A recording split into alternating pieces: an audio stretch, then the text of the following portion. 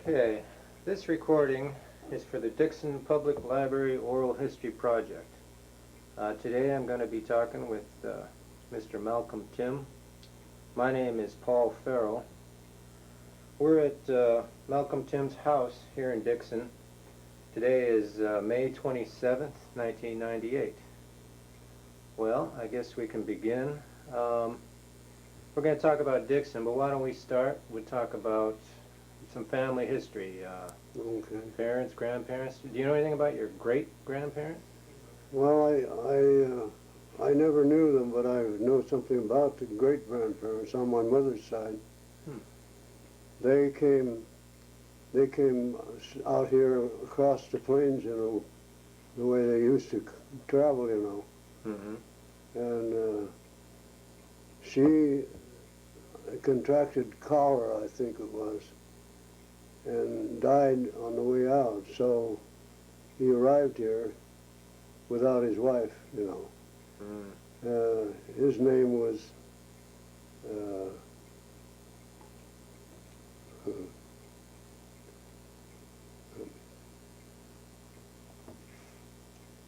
well, his name was Hyde. His last name was Hyde, and I'm trying to think of his first name. Septa Fillmore. He used the name Fillmore in the family because somewhere or another they think they were related to President Fillmore. Oh. So he had that background. And of course, what happened in those days when they lost the mother of the family, lots of times they remarried. And that seems to be a lot of the history of all those older people. It's happened so many times that either the mother died and he remarried and there's more children, half brothers and sisters, and that happens so often. But so that happened with him. Now, did they come to California because of Well, that was after the gold rush days. After the rush. They landed in Placerville, but they didn't stay there very long. It wasn't all. I guess it wasn't all as good as some of them had it with the gold business. But anyway, he ended up out here at Tremont, which is there's a little church out there yet, dedicated, I think, to those people of that time. And he gave the land for the church. There's a cemetery there too, so he did that. Well, then there was 2 children born by his first wife. One was my grandfather, Asa Fillmore Hyde. Fillmore was there again, and then he was my grandfather. Septa Fillmore was my great-grandfather. So that ends, and then there was three girls born to the Aces family. My mother, Florence, her brother, her sister, Marianne, and her other sister, Beatrice. Now, your family was always involved in farming, were they? Well, after they got out here, that goes way back, yeah. Before 1900, way back before 1900. Now, your grandparents? And then my grandparents, I'm talking my grandparents, Asa. He was involved in farming, yes, that's right. That's all he ever did. He lost his wife. His family was grown up by that time, but he lost his wife rather young. I think she wasn't quite, I don't think she was 60 even. I think she was in her 50s. But anyway, he lost his wife. Never remarried, but, and his family had grown up anyway. So that's kind of the history of that. Now, your parents, they also in farming and... So, my father Well, I could go back to my grandparents on my father's side of the family, Timm. Oh. I should probably do it. Yeah, the Timm family. What's their story? Well, the Timm family, my grandfather's name was Hans Timm. He had a brother, Peter, and a brother, Henry, and they all migrated from Schleswig-Holstein, who was under the Danish rule. Mm-hmm. They established, I think they came into New Orleans, and they established their residence in, what's that state back there? So many German in it. Well, anyway, they were there. My grandfather established a brickyard there, and his brother Peter was a good carpenter and did a lot of good finishing work, and that was his trade. And the other brother, Henry, tried to go into farming back there. But anyway, Peter came out here. He didn't want to stay back there, so he came out here, and he thought it was so good out here that he thought he'd better have his brothers come out. So that's when my grandfather Hans Timm sold he had a brickyard there, sold that, took the money, come out here and bought a piece of ground. He didn't go back into the brick No, business? no. Uh-huh. He bought farming. He wasn't a farmer, but he was a farmer. So they came out here, and of course, another thing, before that time, he got his citizenship papers right away. I think those Germans, people, maybe, they all had to serve in the army, I think, in those days. And I think a lot of them got out of there whenever they could, and they come over here. So he had his citizenship papers, and the first president he voted for was Lincoln. Wow. So that was kind of something that we thought about a lot of times in our life, because Lincoln's kind of the idol of our country, I think, still. Mm-hmm. And what he went through was something else. But anyway, that's the way he got out here. And I think they came into a little town down here in Main Prairie, off the river. And my father was born in '73, so it was quite a few years before that time that they came out here. I don't know how they did it in those days. There was 8 children born to that family. You're one of 8 then? Right. I'm not me. Oh, my grandparents' children, my aunts and uncles. Uh-huh. So there was, and they raised that family, educated them pretty well. But they lived on the ranch.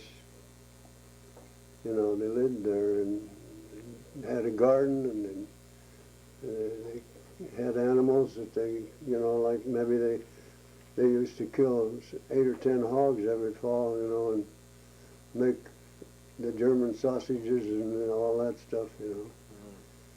So I remember some of that food. Now you were born in 1907. Yeah. And so that German tradition was still alive then. They weren't. Yeah, well, German food and you think you said something about the First World War, mm-hmm. 1917, 18, as I remember it. Mm-hmm. The German were pretty bad people, Mm-hmm. and a lot of us German people, I said something to my grandfather about it one time, and he said, "Listen, that's all they do over there is quarrel and fight. I'm glad to get out of there." That's the way he put it. Mm-hmm. But if you were German in that time, you better keep your mouth shut. You better not say anything. You know, that's the way it was.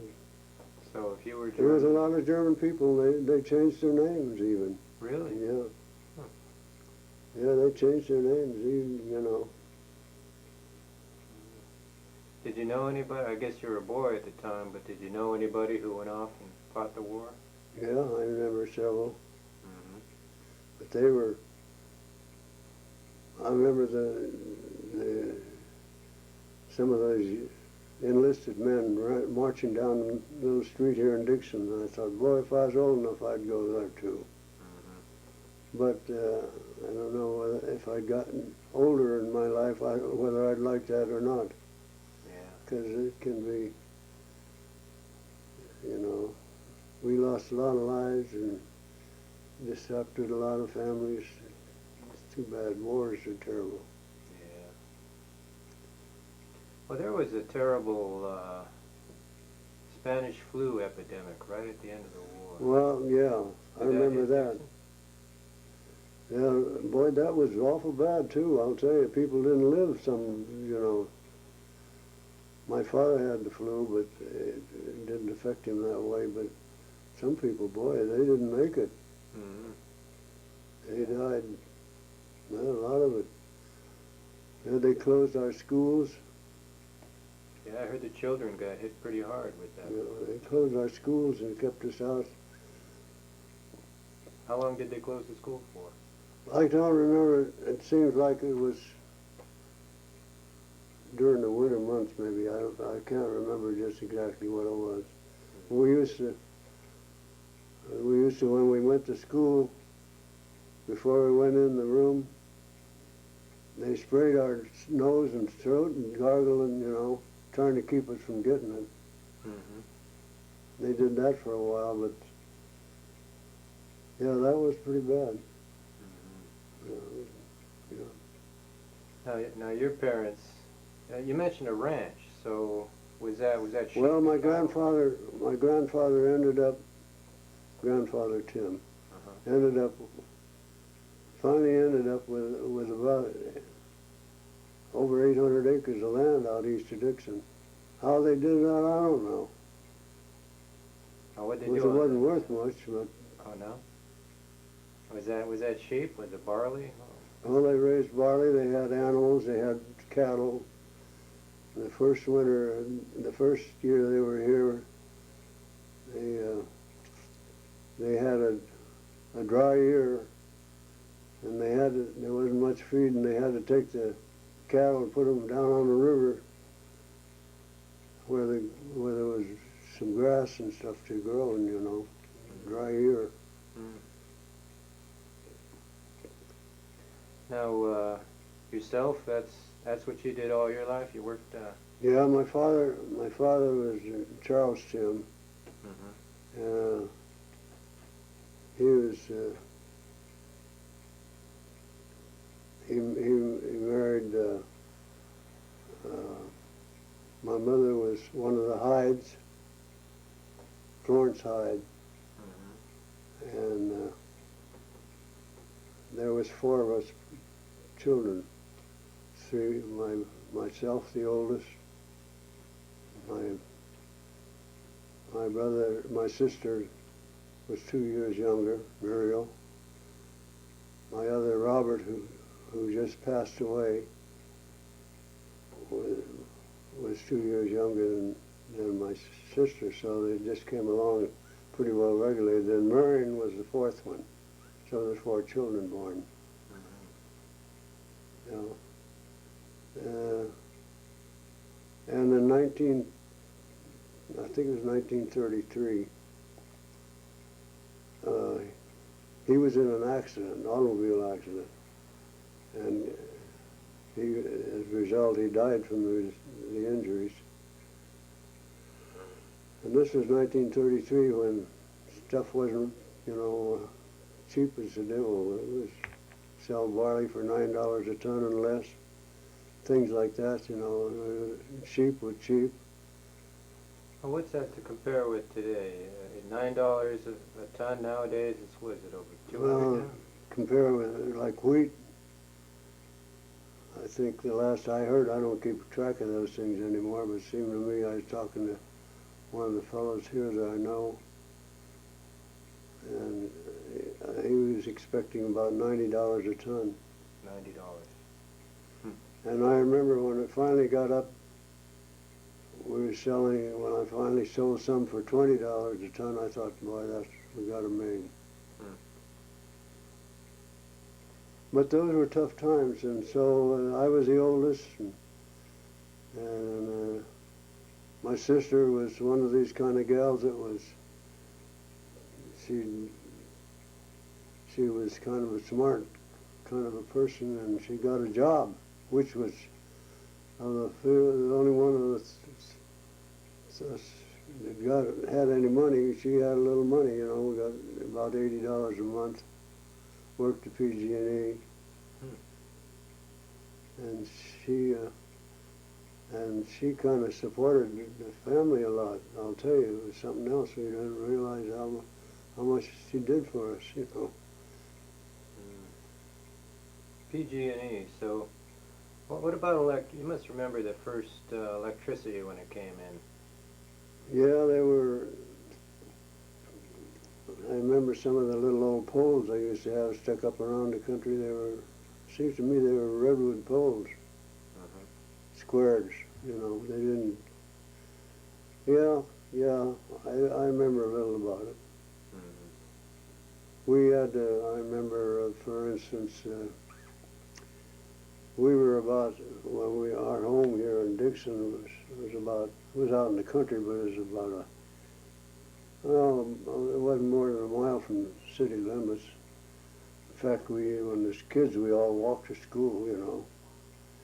But we sat there, and there was power come within a quarter mile of us, and they wouldn't bring it up to our house, you know. And we paid some money if we had an electrical motor on the other end of the ranch, which was on a pump and pumping water for irrigation and so forth. And that we had to spend our own money for that. And finally we got it at our home. The way we did it, we put in a pressure system for a water system for the house and the livestock and so forth. And we put in electric stove, a range, and a water heater. And they put the power in, which only was less than it wasn't over a quarter of a mile away. And so they put it in, but we bought all that equipment to do it. Well, you know, going back to earlier times, I know right after World War I, they started Prohibition, and that lasted. Yeah. I think it lasted until '33. I think. Did it have a big effect on anything around here in Dixon? Well, I remember some of the bootleggers around here. Yeah? They had their own stills and making their own alcohol? Yeah. Yeah. And you know, a lot of the Italian people, they were allowed to make their wine, you know. They were allowed That's that. right. Yeah. So much they were allowed. And they were they got to be pretty prominent people. I mean, people will go to their place to get a drink, maybe. Some of them got pulled up on it, too. You mean the cops came and took away their wine? Well, some of those old-timers said, you know, when they put that in while the boys were over fighting the war, they put the women folk voted in Prohibition. They used to say that, you know. I don't think it was true, but it happened at that time. Yeah. Well, how about the Depression there in the 30s? Well, as I just said, my father was in that accident and died in 1933. And you just have a heck of a time trying to make a living. Well, you must have took on a lot of responsibilities there on the ranch. So it became my duty to kind of take over, which I did, I look back on it now, and it made me feel kind of good that I was able to do it, really. I look on how kind of tough it was. It was kind of, maybe in my later years I thought about, boy, I look back on that and I kind of felt proud of myself that I was able to do it, you know. Must have been But hard. it wasn't, you know, it wasn't very good. You know, if you worked, I remember if you got $1 an hour, boy, you was doing good. But they worked less than that. Some guys worked for $1 a day. $1 a day. Yeah, what they say about farmers is you never have a day off when you're working on a farm. No, we had, after my mother died, my father had a sister who stayed at home with her folks, you know, and they'd come to the point where they were all passed away, so she was kind of loose ends, and she came to our house and took over after our mother died. When our mother died, when my youngest brother hadn't even started school yet. She was 41 years old.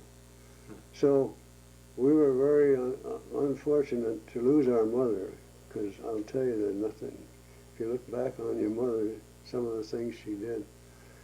But this sister of my father's came and stayed with us, and she really took over, you know. And I remember her talking to my father's son one day, and she says, "You got to get something for these boys to do." I heard her say that. The next thing I knew, we brought in about a few cows, you know, just a small bunch. Maybe, I think we were milking 8 or 10, something like that. And I was the oldest, so a lot of times the rest of them didn't show up in the mornings very early. But anyway, it was a lesson. It was a job you had to do every day. You did it a certain time every day, you know. It's teaches you punctual, you know, and that thing of being on the job all at regular time. But it was a way of putting food on our table. Did anybody in your family keep diaries or kind of write a family history, anything like that? None of my family did. I think some of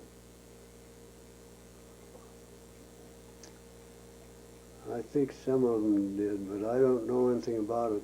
I can't tell you. Yeah. Well, that's what this is good for. We get a little family history. Now what about Dixon?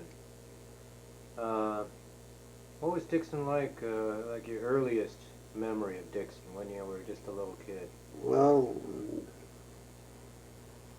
I remember the streets of Dixon. Of course, weren't paved. Not even gravel. A lot of the back streets, you know, the main street through Dixon, which is First Street now. That was the only one that had a little gravel on it and didn't get muddy. And I was in the summertime, well, there was dust, of course, and there was an old guy. I remember he used to have a tank wagon with a big span of horses, and he'd spray those streets, you know. He sprayed the streets with oil, was it? No, water. With water, keep the dust down. Keep the dust down. Huh. Anyway, I remember that old guy that used to drive that team and spray the streets down. I heard my father talking about somebody was on the water wagon, and I thought, water wagon, huh? He's driving that old wagon out there sprinkling the streets, but that wasn't it. What was it? He was on the water wagon, you know what I mean? He was, it took him off of the liquid liquor. Well, what about, I guess back then it was, what was it, kind of a mixture of cars and horses, or mostly horses? Well, we didn't get a car till 1920. Uh-huh. And that was a Model T. In fact, you can imagine what cars would be like with the streets and the roads as they were in those days in the wintertime. You just well put it up on the car up on blocks. We only lived, as I say, a little far away from town. It was just about a little over half a mile from the hard paved road. To get to town, we had to put chains on the old Model T to get to town in the wintertime sometimes. You know. Yeah, I must have tore up the road as well, the chains on a muddy road. Oh yeah. Those old T models, they were pretty good in the mud. That's been good at digging ruts in the road. Yeah. Horse was the thing for, all my younger life, horse. We didn't get a little old Ford tractor till, I forget what it was now. Way up in the 20s. So we did it all teams in those days, and horses were important. I was thinking one other day, I had a cousin who just passed away, Malcom Timm, and he was about the same age as, well, my youngest brother was a year younger than Olin, and my other brother was about a year older. So they were, kind of close. And so they got the old horse, and they went out to see Olin, and they decided to stay all night. So they tied the old horse up out there, and the next morning I got up and went out, looked in the front gate, and there was the old horse standing out there. Come home. Got loose and come home. So that's the way animals were, they were an important part of your life. Yeah. Guess a Model T would never do that. Yeah. How about, oh, wait a minute. I better stop this and turn it over.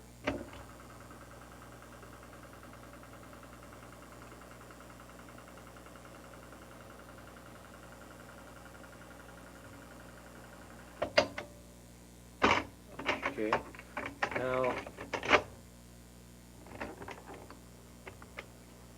Now what about, in Dixon, what about the schools? Well, the schools, of course,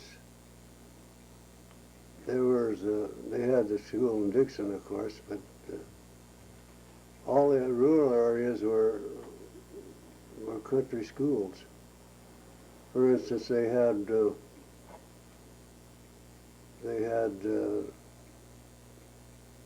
Silville School out here, and they had Grant School way out west. They had Pitt School Road right down the road here, which is the street named after it now. They had, I think they had one at Marine Prairie. That's way to Hilton going down there. They had Tremont right out here, and they had King's School was out east on the Midway Road, way out east there. That was King's School, and they were the family that lived out there, of course. And then there was one joint, Solano Joint, I think they call it, that was out towards north of Dixon and east ways, Tremont Road area, somewhere out there. What was the size of the classrooms when you were going to school? Well,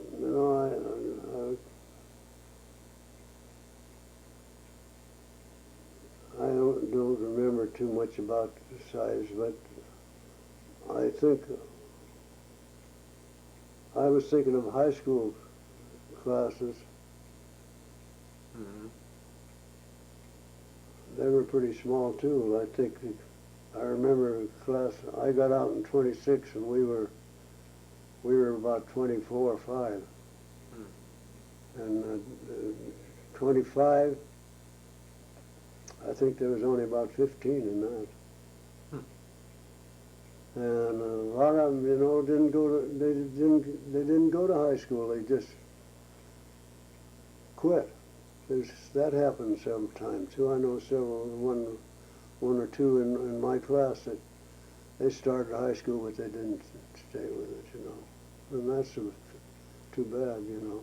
Why would they usually quit like that? Oh, they weren't probably the best students, and they just didn't. You know, they just didn't get into it. Well, what did you high school kids do for recreation, for fun, in the summertime? Well, in my time, when I started the high school, this bunch of boys in the senior class. They weren't a bunch, but they were good ones, and they had a championship basketball team. We didn't have a gym. There was an old building down towards northwest part of town. It had a pretty good floor. They used to have dances in it, you know, but it was an old corrugated iron building, and I used to play basketball down there. We'd run from the high school, which was about 4 blocks, down there to practice, and run back home and take a cold shower, you know. But before, just about my last year in high school, we got a gym, so that we thought we were in shape then. How about baseball? It must have been. We were mainly baseball. We didn't play football then. Didn't have enough probably to play, but they had a good baseball team here. And that basketball team that I was talking about that won the championship that year, they were seniors. One of them went to University of California and captained the basketball team his senior year. I remember going down and seeing him play. He was kind of my idol. And Ernie Nevers was playing for Stanford, and they were playing Stanford, and Ernie Nevers come in there, and Watson got up to shoot a free shot, and it didn't hardly make the basket, you know, didn't hardly make the backboard. So you mean you had 2 fellas on the team here, one went to Stanford and the other to Cal?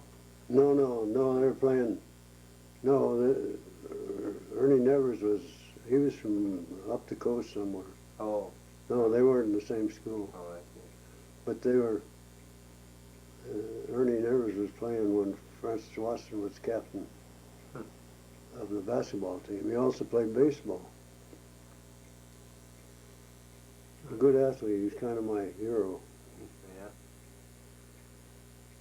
Well, what about that? You said you went down to Cal and saw him play. How long would it take? What were the roads like back in Well, 20? by that time we had a coach. We never had a coach here about my junior year, I think. We had a guy that used to play baseball in the Pacific Coast League. He used to have the winter off, so he used to kind of coach basketball. But they finally got a coach, you know, hired a coach, and he taught the class too, you know. And we also had developed a kind of a shop out there. You know, we put in they put in a lathe, all the other things that was in the shops, you know, and you could take that course if you wanted to. That sounds like a pretty good high school. It was a good thing for us. What was the name of your school that you went to? Dixon High School. Dixon High School. Yeah. Well, what about the town of Dixon? Do you remember some of the early businesses? Was there theater and hardware and those kind of Yeah, stores? we had a theater. It didn't cost me much to get into it, and it wasn't very good either. The early one. Uh-huh. Finally had one, and got some of the good pictures in later years. In the 20s, we had early 20s. We got a theater there, and they used to bring in the pictures that were, were supposed to be pretty good for those days. Then we had one of the early stores we had was Schulze's dry goods store, I guess you'd call it. I don't know. They sold anything from a suit of clothes to a plow in there. Run a bank. Wait a minute, they had a bank as well? A bank they did banking business in the Schulze's dry store. goods? Wow, everything then. I know my father telling about going in there and borrowing money from him. What about a grocery store? They didn't sell groceries. Well, this was a grocery store as well as hardware. Yeah. They buy your grain and all such things as that. So you could sell them grain, eh? Yeah, you sell them. They bought grain for some big outfit, see. Mm-hmm. In fact, there used to be several of those around town that used to buy barley and wheat and so forth. Well, what about that shipping grain? Did they ship the grain out of here by railroad? They did, yeah. Okay. Yeah. Then it finally got down to all trucks now. Yeah. And of course the train was passengers trains as well. Oh yeah, they'd stop for us too those days. Now they don't even hardly blow the whistle for us. Is that right? And did you ride the train much going to San Francisco? Yeah, I or went Sacramento?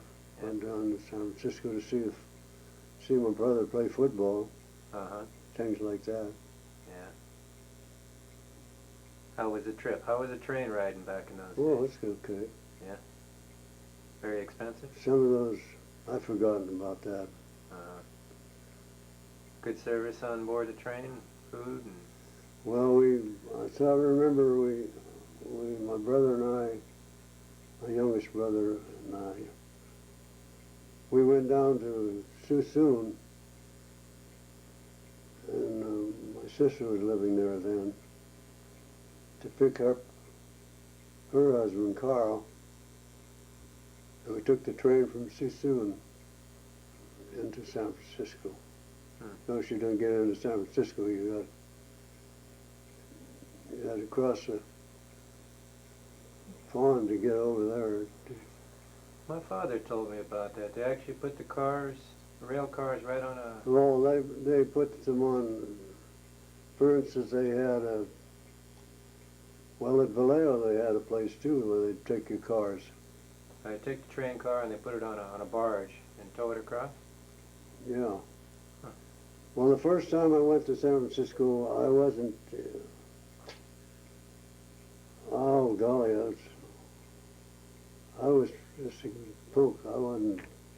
I hardly started school yet. And we got on the train, and they put the train, when they crossed the straits down there, they put it on the barge and took you across the train together, all hooked together. All hooked together? Huh. And God, that worried me. I thought, John, darn it. Yeah, they used to take the train across. Now, well, we should be talking about Dixon, not San Francisco. What about Dixon Hotel? Does Dixon have a... Oh yeah, there's several of those buildings there yet. They don't... They're still there? They're rare, but they don't... There's one old building there on the corner that I don't think there's a room upstairs that would take anybody anymore, you know. They didn't keep them up. No. You know, and if you don't have a place to park your car, you know, they don't. as a working on the land, on a ranch and a farm, you pay attention to the weather, whether it's wet or dry. Or weather's pretty important. This is a pretty strange year with all Oh this yeah, rain. this is. I don't know how this is going to work out because it's, you know, the tomatoes. If they don't get them in, and they get on quota anyway, and they get them too late, and they all got to go in at once, you know, then you're in trouble. See, so they like to get them started a little. We used to plant, you know, they used to, a lot of the decent year, they'd plant tomatoes early, so you'd be taking them off pretty early too. But you know, if they plant them late, and it comes late for the picking, and then they get bad weather besides, you can lose plenty of money on it. Well, you said you.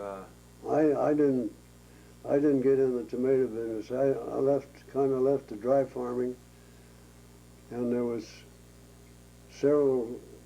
We planted a little almond orchard, not very much, but 20 acres or so, and then some of my older neighbors around there, you know, they got old, and I rented a bunch of it.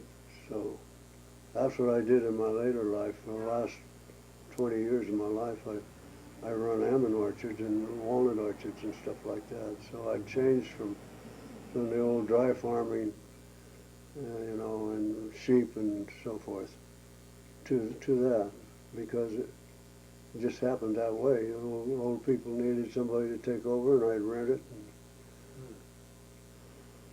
So that's what I did most of my later life. Well, this is a pretty wet year. What about dry years? I guess because you had Dry- irrigation, no problem? Dry years are bad too, but Yeah. when we finally got irrigation in here, you know, irrigation, we got a good supply of water now. It used to try to pump it out of the ground, you know, it got so it just taking so much out of the ground that your wells go dry. So it's a good thing they got this irrigation. I remember I went with my father up there at Berryessa when they were thinking about damming it up. They had a perfect place for a dam there if you've ever been there. Big solid rock on each side, you know, and they just plugged the dam right into that solid rock. A beautiful site. Didn't take much dam to hold back a lot of water. Well, why didn't they do that? They did it. Oh, they did We it? went up there finally. We went up there that day with my father and a bunch of us looking at us, you know, and they were just talking then. Mm-hmm. I forget when they completed the dam. Seems to me it was about 1960, something like that. 1950, something, 59 maybe. But they've now got water. Now the cities are begging for it. Yeah. Well, now you said you were born in 1907. 1906 was the big quake down in San Francisco. Did you ever get quakes out here in this area? We had not in my, I felt the last one they had in San Francisco, I felt that. I was sitting here at the table. Yeah. And I just hadn't, I think it was about that time in the evening, I was just having a bite to eat, you know, by myself. And it stopped that old clock up there. I heard something, I thought something fell down out in the garage. I went out to look and I didn't see nothing. When I come back in and I'd see the old clock wasn't ticking anymore and stopped the clock. It shook enough to do that. But I guess I didn't even feel it. We're pretty far away from there. Here. I felt one time when we were still up at the ranch. I was in bed at night, and I'll tell you, in the bed, I think you feel it more than you would sitting in a chair. I felt that one at night. It wasn't very big, it was a little one. What But about... they had way back. I can't quote because I don't know. Seems to be as in the 90s, 1890s, somewhere along there. One hit Vacaville and this area here in Dixon. That's how come. I'm not. Don't quote me as exact because I can't give you the exact figures, but anyway, that's how come it broke up a lot of the parts of Dixon, and they finally put up cement brick buildings. But I think that wasn't very good either because those old brick buildings would shake down pretty easy. Yeah, I didn't think brick was very good for earthquakes. But they not only started the fire and it burned some of the old buildings, I guess. Back in 1890 here. I think it was. I can't quote it. Don't quote me on figures because I can't. That What do was you before remember? my time. Yeah. Well, what about during your time? Fires. Were there any big fires in Dixon? Yeah, we had several that burned up. Buildings burned down. Uh-huh. We used to, the big things that used to happen here was some of this was all dry country in the summertime. Mm-hmm. And if you get a fire starting up the country here, I remember one 4th of July, the north wind was blowing, just blowing hard. Fire started, they couldn't stop it, it went clear down to Rio Vista Highway. Wow. They kept it, so it didn't spread out wide. That's about all they could do because they just keep ahead of them, but they could keep it from spreading. That's all they did. Finally got it out, of course, but the fires were that way. It's dry country, Yeah. It's a little different now. Yeah. Got irrigated pastures and I wanted to ask you about the town of Dixon. Any good doctors you remember? well, the doctor that delivered us, I think was old Dr. Hall. He was, he married into one of the old-time families here, so everybody liked old Doc Hall. He was a nice guy. It seems to me he was one of those kind of guys that had a good bedside manner, he looked like that's the way I was impressed with him in my later years. Then one time we had 3 doctors in this little town. Now we don't have hardly one that lives here. What about how this town is run, the city government and all? Well,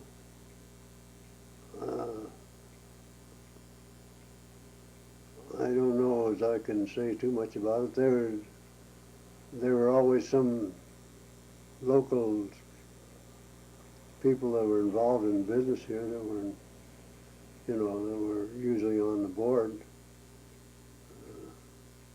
It's a little different now, some of them were just employees of a company, but in the old days, a lot of them they had business here that they were running, It was a little different than if you're working on a monthly basis. It's changed a little. Yeah. I guess you kind of call them the leading citizens of... Oh yeah, it usually was. It was somebody that was either popular or... Hello. This is my brother, Marianne. Oh, hello. This is my kid brother. That's your kid brother. Yeah. That's the rest of the family. Nice to meet you. I'm Paul. What's Paul your Ferrell. name? Paul Ferrell. Ferrell. Yeah. We were just talking here about Dixon. So, what were we talking about? Oh, we're talking about the city government and important bigwigs running the town. They're business people. Well, usually, somebody that was popular or that was, Carpenter, Bill Wyan, yeah, Bill Wyan was a, Carter Brothers. Bill Wyan was, he had a meal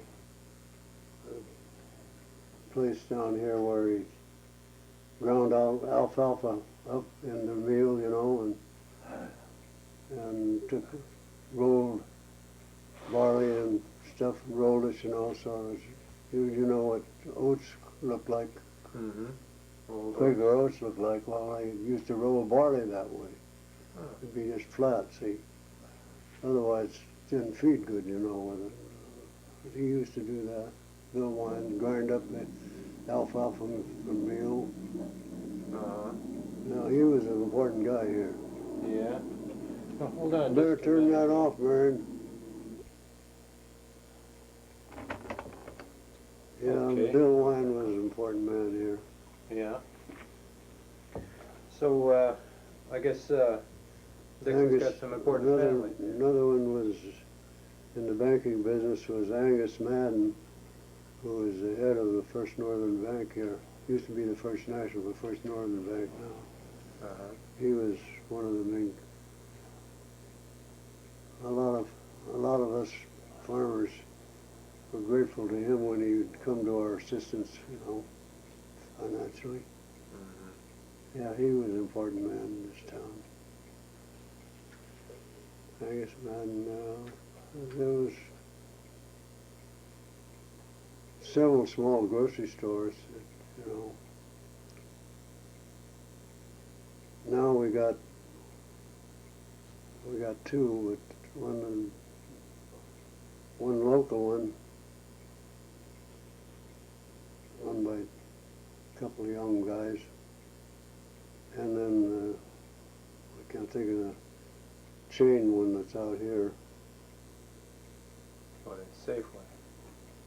But we don't have any, you know, you used to be able to buy, some of those old stores you could buy anything from, you could buy clothes, you know. We don't have it here anymore. They got one where you can buy, well, a lot of working men's clothes, you know, but they don't have it like it used to be. Old Schulte's store, you could buy a plow, a tractor, you could borrow money from them. Yeah, I told him about that, Schulte's store. Oscar C. Schultz. Well, let's see, what else we got to talk about? I think we've gone down a list of things to talk about. Oh, they told me to ask you, you know any other, some of the old timers that are still around? Well, let's see. I don't know if you do the Buckleys. Buckley's. Oh, you know, they Irvin. just talked to Irvin Buckley last week. He's just a little older than I am, I think. Uh-huh. I think he's 1 year older. He bought the ranch that my grandfather had. Uh-huh. So, no, he's a nice guy. Yeah. Old Hans Royer was the mayor once. Royer? That's a big family here, right? Yeah, Hans Royer was, the Royer family was a big family. Yeah. And I'm gonna listen to the ball game. Farms in a home run. Oh, the McFaddens, that's a family. that's an old, they owned a piece of land north of town. I think Roy, I think Gill owns most of it now. The Gill family. Yeah, Irvin Buckley, he mentioned the Van Sant as well. The Who? Dixon? Van Sant? Heard of that family? Van Zandt family. Van Sant family. Yeah, I went to school with one of them. Yeah. What were they doing? Are they farming or business? Well, they were a family of, let's see, how many in that family? 1, 2, 3. I think there's 3 boys and 2 girls. Their father worked in a grocery store for a while, and they finally developed a used to do electrical, like wiring and things like that in houses. And their father did that for a while. The boys they all left Dixon. There wasn't nothing here. One of them, the oldest one, kind of stayed here. He worked in a store. Vernon, he worked in a store, and he was finally a fire chief at Dixon. The others all moved out. One of them went to college and seniors. What the heck did he end up doing? I can't think of it.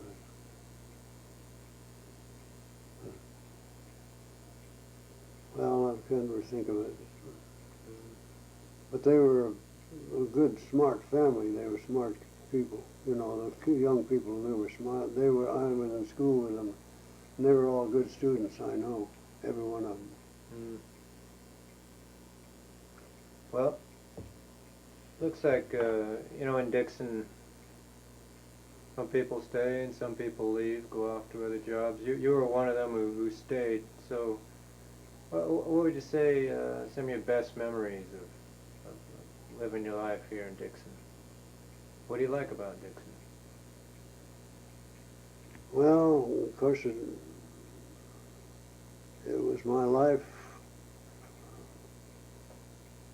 for quite a few years. I spent my life. A lot of it wasn't too good either, but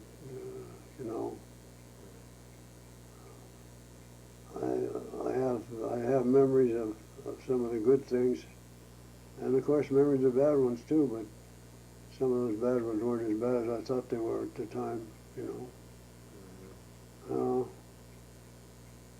It's not the same anymore. Of course, it's naturally a town that increased from 800 to 1,000 to what it is today. It's just a different time, not the same. Yeah. Although there's a lot of good people here yet, but I don't know them like I used to know everybody. Yeah. I think we're up to 1,600 now. Pretty good sized town. Yeah, well, I had this home right out here on the edge of town. The one my folks, my father and mother built. It was a big old house, 2-story, 4 bedrooms upstairs, And my wife and I lived there, and my wife had a stroke. In 1975, she had a stroke, and she kind of come out, but it's never the same girl after you have one of those. But anyway, it was right at the edge of what's Pitt School. Let's see, it's Pitt School Road that goes up by our place, right about where McDonald's in that area is. Hold on a minute. Put a new tape in here. You run out of tape? Yeah. I'm talking too much. Oh, no, you're not. Yes.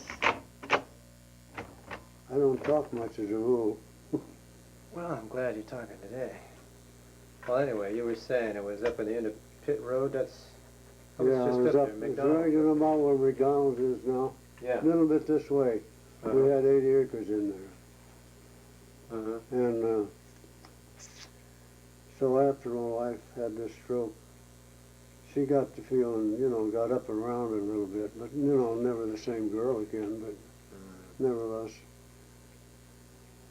Well, I could see what was happening. I looked across the road and I could see things happening over there. The Watson Ranch was going into the city. We were right next to it, and I knew that she kind of wanted to get out of the house. It was too big, and this, and so let's sell out. So I resisted like water dripping on a rock. You finally give in, you know.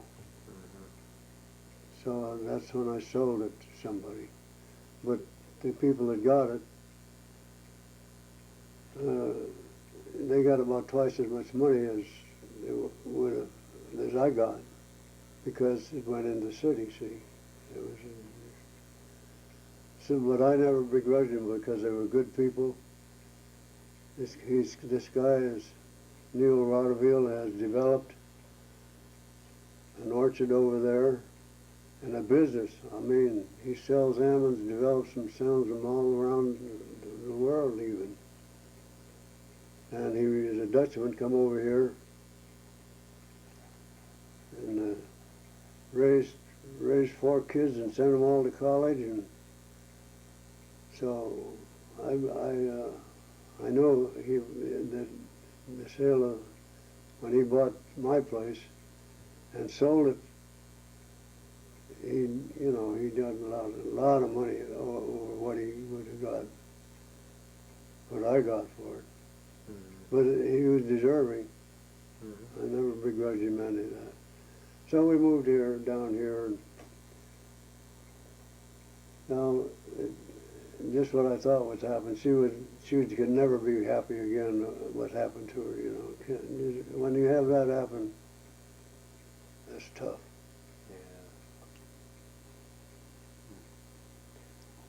So anyway, I was wondering about, you say almond. A lot of people say almond. yeah, it's Why? almonds. Almond? Almonds, they say almonds. Almond? Yeah, but it isn't spelled that way, A-L. Yeah.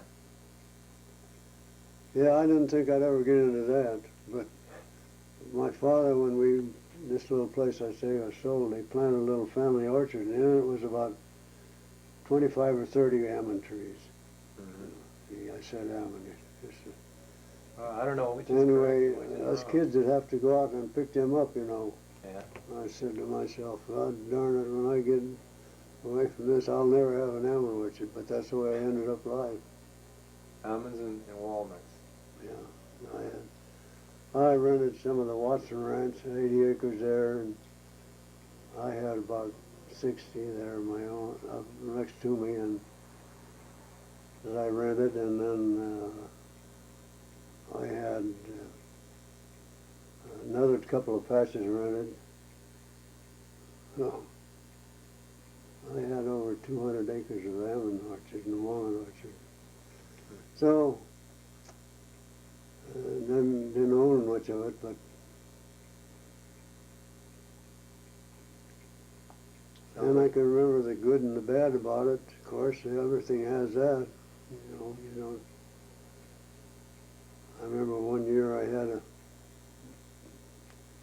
had a beautiful set, you know, almonds was set on good and best looking crop I ever had.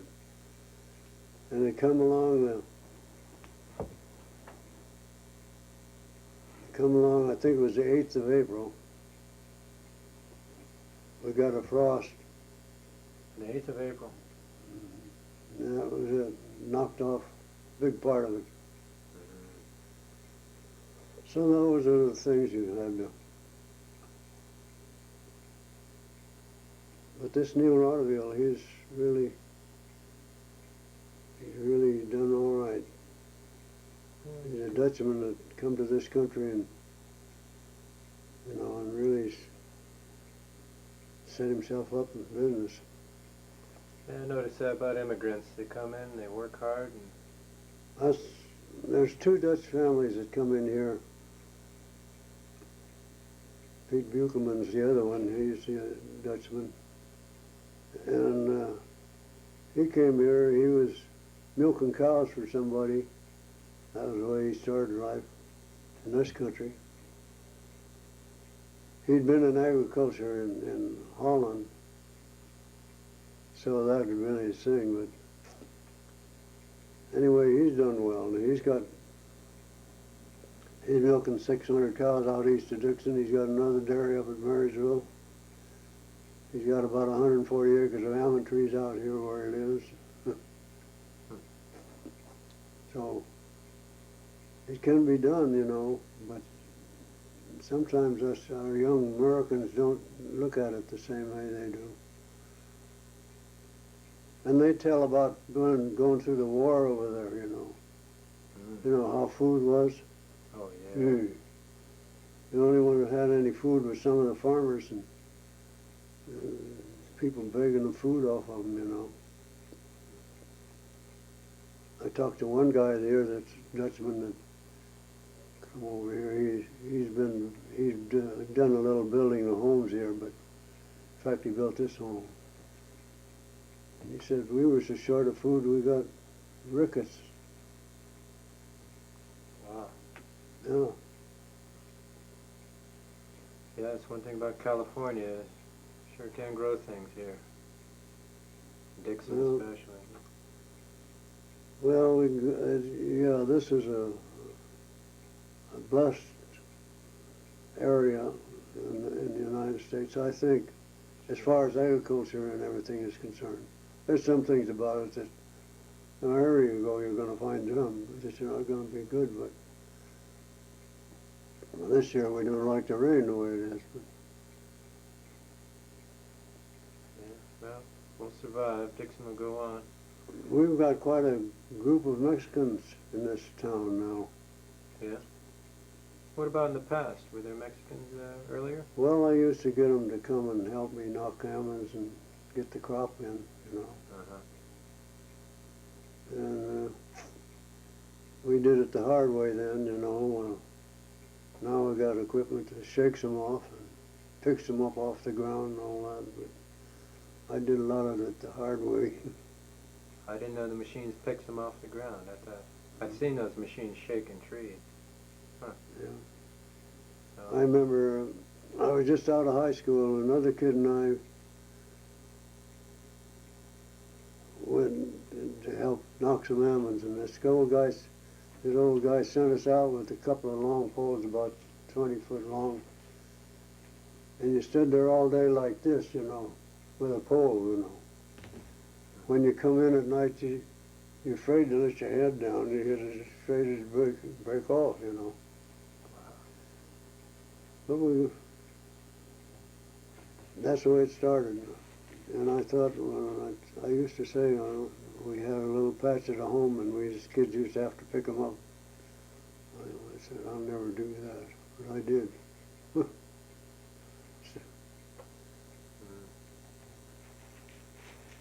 Well, yeah, I don't know what I could say about Dixon except it's been my home, my life, my mother and father before me. well, Well, that's great. I marvel about some of the old timers, what they did. Yeah, life's a challenge. That's for sure. Okay, well, listen, I want to thank you, Mr. Timm, for doing this for the Dixon Library. I hope you edit this and don't put a lot of stuff on. Oh, it doesn't need editing. I think this has been great. Well, I guess I'll turn this off, so thank you very much.